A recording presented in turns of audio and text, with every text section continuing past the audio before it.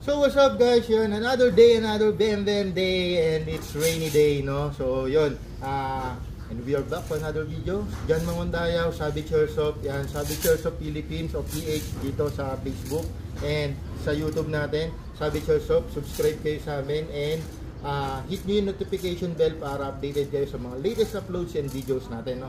So yun, meron ako ditong HK unit, guys.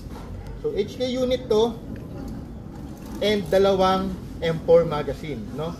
So, the regular M4 magazine and HK magazine, no? So, baka mamaya kasi merong namumroblema sa inyo na nagmi-misfeed o nagloloko yung inyong feeding dito sa HK nyo. Baka gumagamit kayo ng M4 na regular magazine. So, ito yung issue. Okay? Pinagkaiba nila, M4 magazine is flat na may hole dito. Doon pumapasok yung mag catch.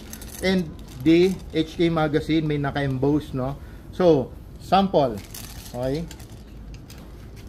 M4 magazine. Okay, nag-fit. Diba? Hugutin mo. Mahuhugot mo siya. Okay? So, may mali na kaagad, no? So, yan. Then, this is the HK magazine. Yun. Diba?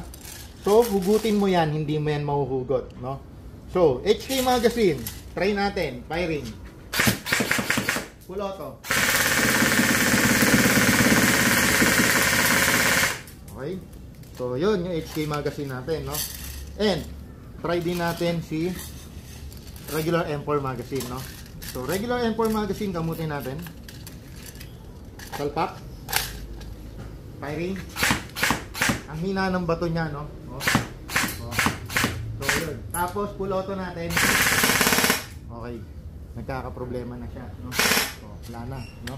Yun, nagkakaroon na ng problema, no? So pwedeng masira yung half rubber nyo dyan or masira yung chamber nyo dyan, no? So, yun, guys, be aware dun sa ganon. Baka mamaya, pagawa kayo ng paggawa ng unit nyo na HK based, mali lang pala yung magazine na gamit nyo. So, always use your HK magazine, no? Yun, maraming salamat. Ingat po kayo. Stay safe, stay dry. Savage Airsoft. Thank you.